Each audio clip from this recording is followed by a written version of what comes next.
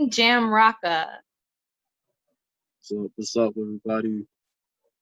Hello. Thank you for joining us on Early Talk with Rizzo Denise. We appreciate you coming on. It's a pleasure to be here. It's good. Now, King Jam Rocka, where do you get your name from? So basically, the name it was given to me by one of my friends back in high school when I started breaking. A lot of people know the dance is breakdancing, but we call it b-boy. You know what I mean? Because that's the culture. That's the culture we grew up in. This hip hop. You know what I mean? It's an element of hip hop. So we abide by that standard. You know what I mean? We don't really like it when people call it breakdancing because that's like a media term, and you know what Hmm. comedians do right now. So there's that. Um, but most importantly, that's why I get the name because the way I dance, plus on top of that, my heritage, my culture is directly from Jamaica, the island of Jamaica. So that's another thing. My father's last name happens to be King, and and of course this is kind of funny, but I was prom king in 2009. So I just, you know what? I was like, I'm just add the king to my name and be done.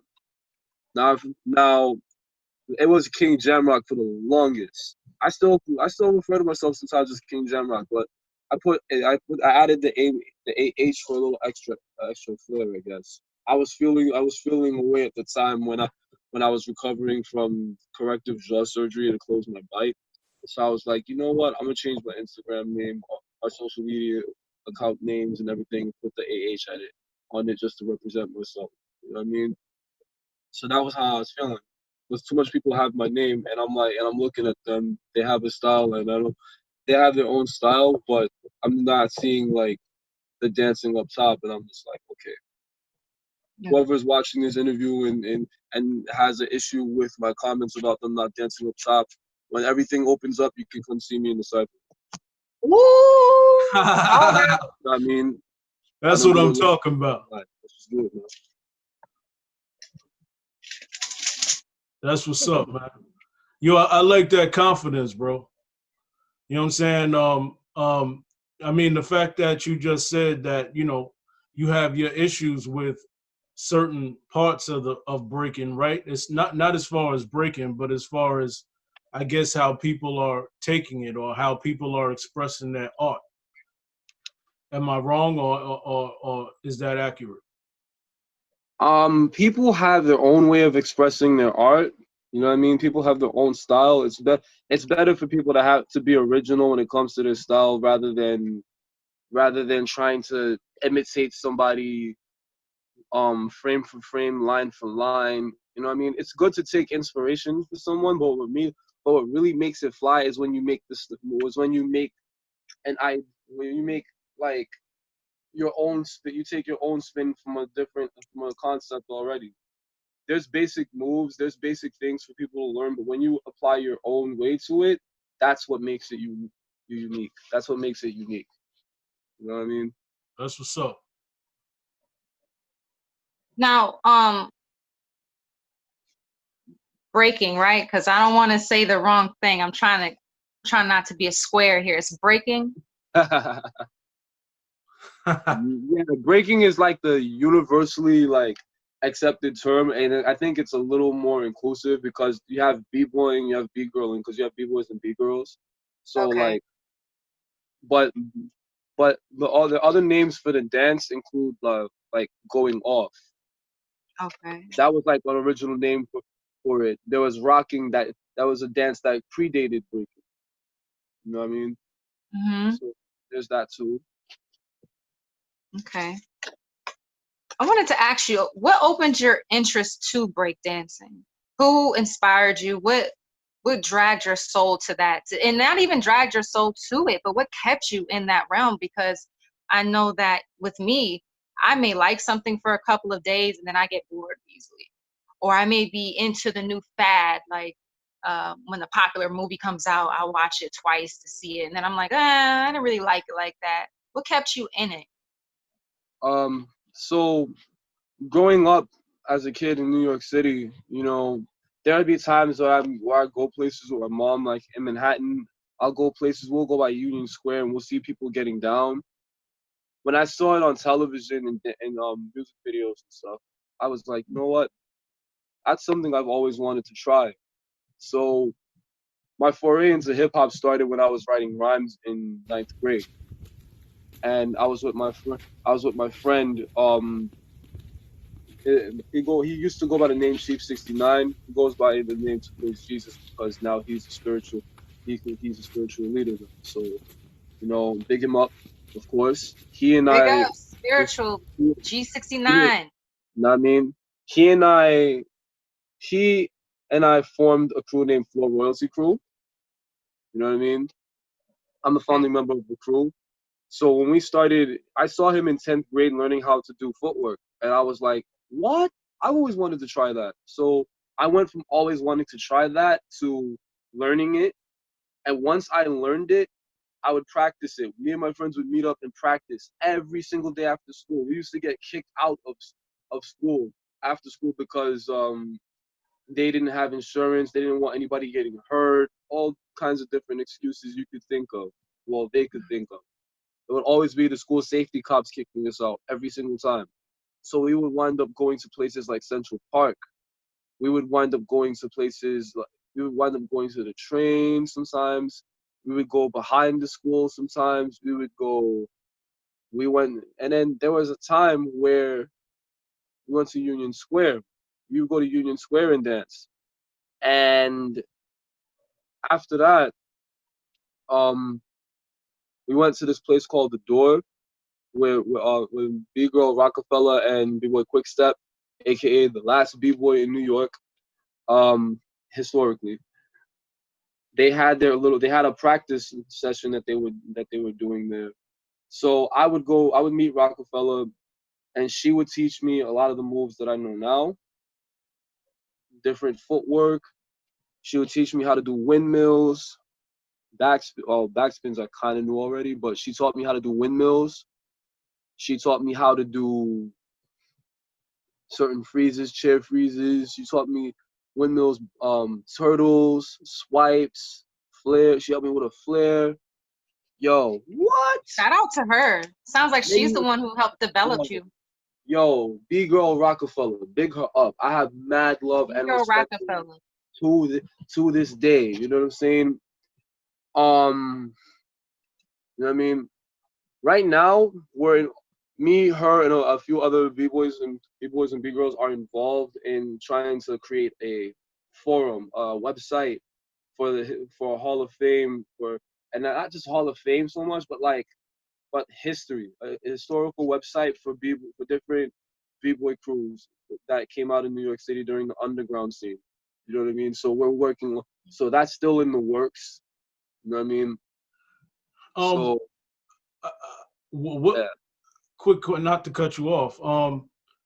What do you think happened to the dance art? Now, when I say it like that, I mean that obviously back in the '80s, as far as hip hop, Mhm. dancing was at an all-time high, to wherein you would go anywhere. The first thing somebody would do is want to dance. Went into the early '90s, I guess somewhere along that time, people got a little tough, I guess. And I guess maybe they didn't feel like they wanted to dance. I've always been a fan of hip hop, meaning when it's authentic. And I like to see people that, forget your toughness, man, appreciate the art and do what you feel, express your heart like that. What do you think happened to the dance as far as hip hop is concerned? So as far as the dance, it started in the 1970s, the early 1970s, and a lot of the people that were in the dance before, the they were always tough. A story that is often told is that the dance was used to settle conflicts.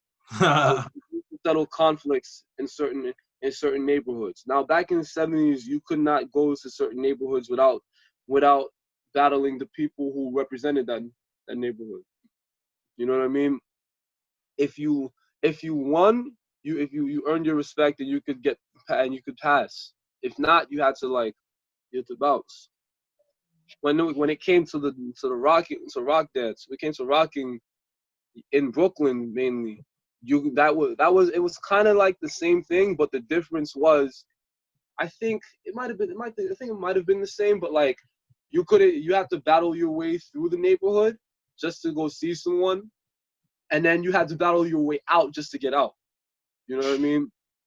Now, as far as the dance goes, as you know, hip hop culture, once people saw the dancing, that was really how all the MCs and everybody got, the DJs and the MCs really like got on like to a worldwide audience, because the dance was featured in Flashdance.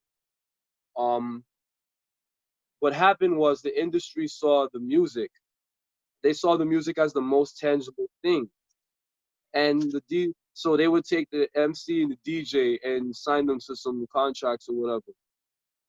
So because of that, the media decided to promote this narrative that, of course, breakdancing was a fad, it's out of style, if you're doing it, you're not cool, blah, blah, blah, blah, blah. They often like to do things like that, especially for like fashion trends and whatnot. Hell, that's why when you see somebody wearing baggy jeans, you think they're straight out of the 2000s or the 1990s. If you see someone with a high top, you know what I mean? Yo, Now, as far as the 1990s, a lot of the elements themselves, they went underground. So of course the MCs were given record contracts to promote certain images and products and everything. The graffiti, it got completely outlawed. I mean, people still do it. It never, the thing that people have to understand is that all the original elements of the culture that we call hip hop are still there. If anything, they're mainly underground. Don't think just because you didn't see it on BET or MTV that it doesn't exist. They still exist. A lot of people used to come up to us when we were dancing and be like, "Oh, I used to do that in the 80s." And a lot of times now we're getting annoyed because people say that they were there when hip hop started. People say, "Oh, I used to be there in the 80s." Everybody and their grandmother was a B-boy or a B-girl. And then what? And then when you ask them what made them stop, I don't know. You know what I mean? But the thing is, the dance went underground in the 1980s, in the mid 1980s. So people, b-boys like Quick Step, Crazy Legs, Ken Swift, they kept it. They were They were the pioneers that kept it alive. Quick Step still has the illest head spins. You know what I mean? I've seen him do head spins like no other. You know what I mean? People like, they went around the world to teach different people. So now you have b-boys in Europe, b-boys in Japan, Korea, France, the UK. You have people in Africa, in the continent of Africa doing it, representing. You have people in India representing right now. You have people in Slovakia, Russia, Ukraine. So many different countries are doing it right now.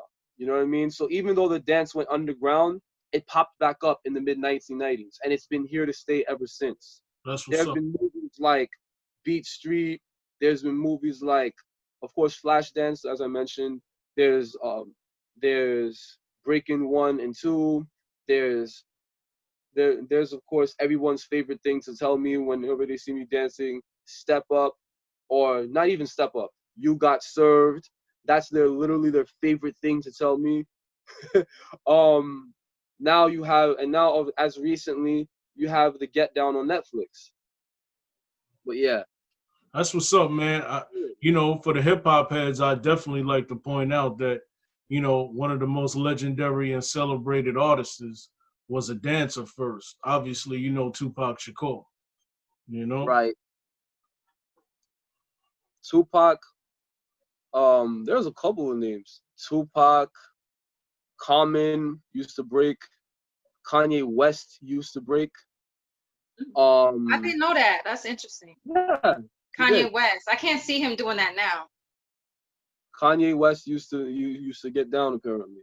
Common, Common used to get down. There's a video of him doing he had on one of his music videos, he was doing a 6-step. So I was like, word, okay. Jadakiss, yes, Jadakiss? Jadakiss. There's a video that he put up like a couple years back where he did like basic footwork and then he did a windmill. He was doing windmills in his video. So I'm like, wait a second. What? Yeah, Jadakiss used to get down. A lot of the a lot of famous there was a couple of famous MCs that really used to get down way back when. The Wu-Tang Clan. The Wu-Tang Clan, they actually mentioned this stuff. They actually mentioned that they saw breaking, they saw the DJ spinning, they were there for a lot of that. A lot of people in what they like to call the golden age of hip hop music, they a lot of people they were there for when the culture really started. They were born during that time. They were teenagers during that time, and so they were able to see that. Now, of course, this is a dance that comes from the hood. It comes from what people like to call the ghetto. So when you hear hip hop music and you hear them talking and you hear people quote unquote glorifying violence and drug sales and all of that, you have to understand when you listen to the music, you are listening to what is to the reality that is reflected in the hood. You know what I mean? Right. How the Right. cops, how the government put drugs in the hood, how police are still, how the police used to target black and brown folks, how they're still doing that Right. now, Look, I was about to which is say why used to. they're how they not that they used to, they're still doing that. So Yeah. oftentimes when you listen to hip hop, you're gonna hear these story elements. You're gonna hear these themes. You're gonna hear these themes being prevalent throughout the music because this is what a lot of people have to go through still. You know what I mean? Right. The the thing that helped me with this dance, the dance actually helped me break out of a shell socially. It helped me form an identity for myself. A lot of the people that I saw coming up when I was dancing, they're still getting down. It's like we grew up in a world outside of the general John Q public. Like it's the underground scene. You know what I mean? So, as the lords of the underground would say, in the underground, only real stays real. All right. All right. So that's really what kept me in. Now, during this time, I think everybody knows what's going on in the world right now. Yeah. What would be your what's going on is the whole movement, the Black Lives Matter movement. I want to ask you, in your opinion, what do you think would be the best thing a b-boy could do right now? Because I've seen a video where there were two people voguing. And do you think right now would be a good time to express your art? Well, I was discussing this with somebody the other day. I was saying that one thing to do if you wanted to throw back in the days before like a pandemic was happening, like we would throw jams. There were people that would throw like jams. We call our events jams. Mm-hmm. To and a lot of the proceeds would go towards like certain things. Right. Some of it would be funds to help Puerto Rico in the earthquake because they had an earthquake, or some of it would be relief funds. Some of it they would tell some people to bring canned goods for free entry to certain jams. Um, there was there would be like what else? What else was there? Like they would throw jams to benefit, to benefit like to go towards like certain funds that did certain things like relief or like social justice even. Right. As far as the time now, standing face to face, if I wouldn't do it standing face to face with an officer, but at the same time because there's a time to, like we say, there's a time to break, there's a time to chill. I don't Right. think right now at the height of everything, it's not. I wouldn't do it face to face, standing in front of an officer with riot gear. What I would do though, because I've seen it, because I actually saw a video on Stance, on the Stance Instagram account, Stance Elements Instagram account, and I saw b-boys forming a cipher at the protest. You know what I mean? At a So protest? yes, they Wow. had a cipher. They had a cipher there. I was like, what? I was like, yo, that's real. As far as like, we have art. Our art is what keeps us sane. It's what keeps us. It keeps us mentally, physically, and emotionally sane and stable. If you take our art away, you're taking our sanity away. You can, that's like, for some people, this dance saved their lives. This dance saved my life, actually. You know what I I mean, mean? if you think about it, you remember when the coronavirus, I want to say like the second month, it went viral and people were really Died. watching it. Do you remember when in Italy they used to play the music from their windows, and that's how people would Mhm. unify? So I do agree with you when it comes to that. There's some Right, type of art that keeps us alive, that keeps us connected as right. human beings. Now, when we talk about hip hop is, you could almost say that hip hop is a child of the civil rights movement. You could probably say, but the thing with hip hop is that it was formed under certain socio-economical conditions. They Right. used to say that the Bronx was the worst place to live. Every political leader way back in the late 60s and early 70s said it. They looked at it as they looked at the Bronx as America's wasteland. A lot Was of it like times, was it like Chirac? What they say Chirac is now? kinda, sorta, yeah, because because people are like, oh, it's low income, you know, the black kids Okay. are doing all kinds of shit, blah blah blah. They used to like to say, they like to fuel all types of stereotypes that some of our people are still regurgitating now. But the thing is this: there is a couple of people feel like politics and sports or music and art, any form of art, should be separated, should be separate entities. But the thing is, they're not. Art reflects life. Art imitates life, life imitates art. They're both hand in hand. When you see things like racism, police brutality, systemic racism to begin with, you know what I mean? Us black people, we have created things that have kept us going, from different traditions, dances, um, you know, various forms of art that have kept us going. We share it with the world. The world participates in it, then comes and says it's for all of us, negating the fact that we actually created this, and we're the gatekeepers, we're the founders, we're the owners of this shit. You know what I mean? You cannot separate politics from the art. You can't separate politics from hip hop. The entire reason hip hop exists is because of the results of politics.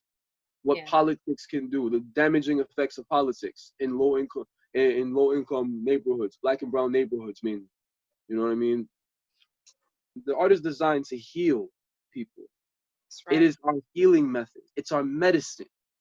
That's right. If you take away if you take away medicine from a patient who so desperately needs it, their health is going to falter. Mm-hmm. You know what I mean? I see that certain budgets, anytime a budget comes out in any capitalist system, any and every city, you name it, they love, they they love to take the funding away from arts programs. The arts Right. programs always get hit. I Yep. remember when Rockefeller and Quickstep used to have their practices at the door. The door was always threatening to kick them out. So we had to write letters every single time just to keep the program there. You know what I mean? One other thing that we can do: stop going back and forth online with people that want to be detractors, that want to say racially charged things, or basically statements that have racial undertones. Yeah, distractions. 2015, in distractions. In 2015, I saw a sign that said that was a side-by-side comparison between the civil rights movement that they like to teach about in school briefly, and I mean and I say briefly for a reason. And the current day movement today. Black Lives Matter and then All Lives Matter is basically today's iteration of what was, we want equality, give us our rights. And then the other person standing on the side saying, nigger, go home. You know what I mean? I literally went on Facebook the other day, and I've done this a couple of times over the past 3 years, over the past 7 years to be exact. We will not explain to nobody why Black Lives Matter. We will not sit here and explain and give people crash courses and seminar lessons in common threads as to why our lives matter. We will not be explaining the humanity of Black people. We will make the case for humanity for Black people, but we will not be doing it with people online who want to disagree with our humanity and think that we're being and have the nerve to say that we're being selfish.